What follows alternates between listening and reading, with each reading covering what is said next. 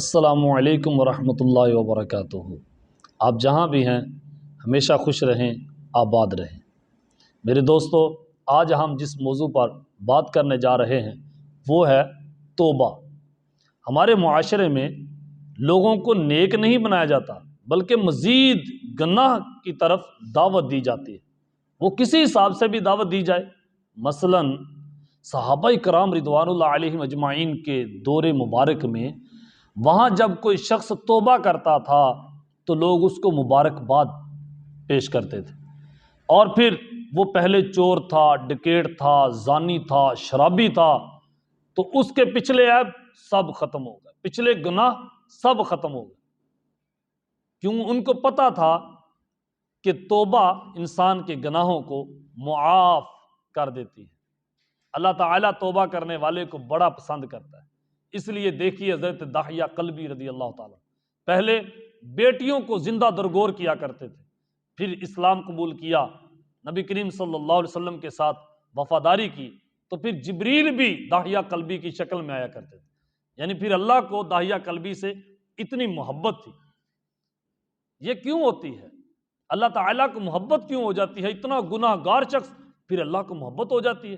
وہ اس لیے اللہ تعالیٰ نے ارشاد فرمایا الا من تاب وآمن وعمل عملا صالحا فاولئک یبدل اللہ سیئاتہم حسنات وکان اللہ غفورا رحیما، مگر وہ لوگ جنہوں نے توبہ کی، ایمان لائے اور پھر اعمال کیے، عمل صالح نیک اعمال، تو پھر اللہ تعالیٰ ان کے گناہوں کو نیکیوں میں بدل دیتا ہے۔ بے شک اللہ تعالیٰ بہت بخشنے والا اور رحم کرنے والا ہے۔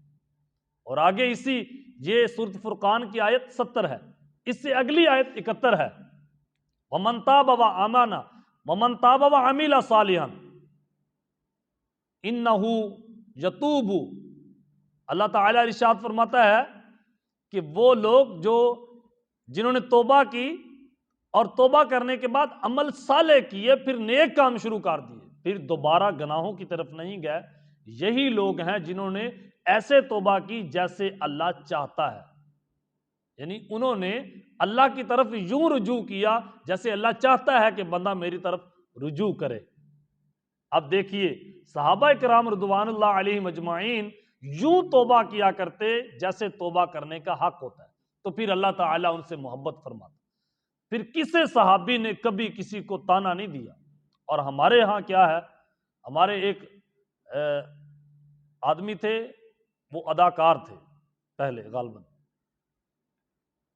تو پھر وہ قرآن پاک کی تعلیم لیتے رہے اور علماء کو سنتے رہے اور بڑے بڑے مذہبی اسکالر کو سنتے رہے، اور انہوں نے خود قرآن پاک کی اسٹڈی کی، خود قرآن پاک پڑھا، سمجھا، آخر کار ان کے اندر تبدیلی آئی۔ پھر انہوں نے تمام گناہوں سے اللہ کی بارگاہ میں توبہ کی، اور پکی توبہ، اور دوستوں کو گواہ بنا کر۔ اس کے بعد کی زندگی بڑی خوبصورت ان کی ہو گئی تھی۔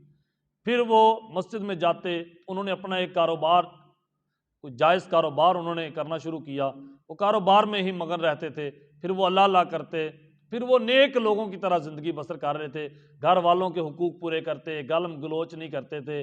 پھر وہ جیسے یہ لوگ نشے کی طرف چلے جاتے ہیں، اور فحاشی، عریانی، کیا کیا بد کرداریاں پھر جو ان میں عام پہلے ہوتی تھی وہ سب ختم ہو گئی۔ اب وہ اللہ کے نیک بندے بن گئے۔ لیکن ایک دن وہ ایک مسجد میں گئے تو وہاں انہوں نے تکبیر پڑھی مسجد میں، تو لوگوں نے کہا کہ جی آپ تکبیر نہ پڑھیں، ہم تکبیر پڑھتے ہیں۔ وہ بیچارہ رونے لگ گیا کہ شاید اس کے دل میں کیا آیا ہے۔ پھر انہوں نے لوگوں سے پوچھا کہ یار آپ نے مجھے تکبیر کیوں نہیں پڑھنے دی؟ تو لوگ کہنے لگے کہ یار آپ کا پہلے کردار صحیح نہیں ہے، تو اس وجہ سے لوگ آپ کو کچھ اچھا نہیں سمجھتے۔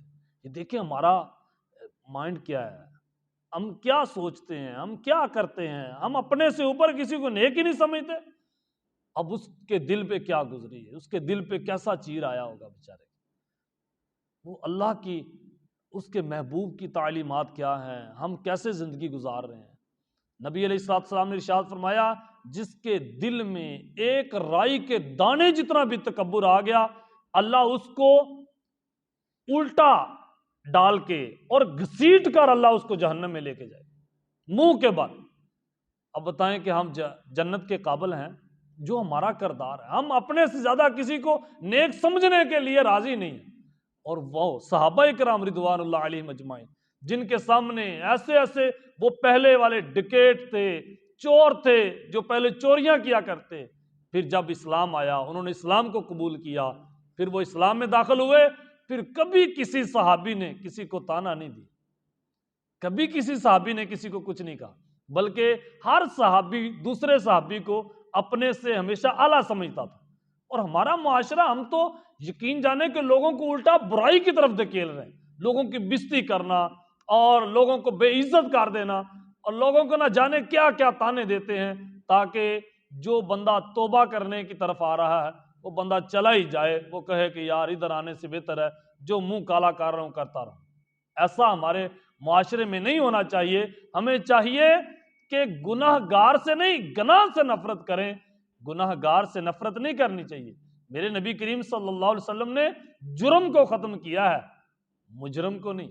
مجرم کو سزا دی ہے اس لیے تاکہ جرم ختم ہو جائے، اور ہم کیا کرتے ہیں؟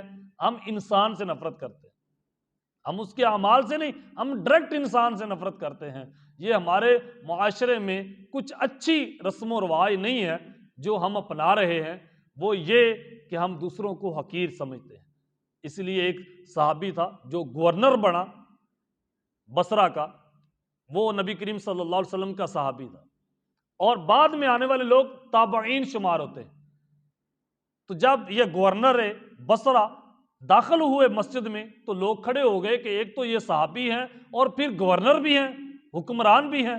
لوگ کھڑے ہوئے تو وہ صحابی نے سب کو بٹھایا اور کہا کہ یار تم یوں کھڑے نہ ہوا کرو، کیونکہ میں نے نبی کریم صلی اللہ علیہ وسلم سے یہ سنا ہے، حضور علیہ السلام نے ارشاد فرمایا جو شخص اس بات پر خوش ہوا کہ میں جاؤں اور لوگ کھڑے ہو جائیں، جو بندہ اس بات کو پسند کرے گا وہ اپنا ٹھکانہ جہنم سمجھے۔ تو میں نہیں چاہتا کہ میرا ٹھکانہ جہنم بنے، میں چاہتا ہوں کہ میرا ٹھکانہ رسول اللہ صلی اللہ علیہ وسلم کے قدموں میں بنے۔ تو پھر عاجزی اپنانی چاہیے۔ انشاءاللہ ہیں لوگ وہی جہاں میں اچھے، آتے ہیں جو کام دوسروں کے۔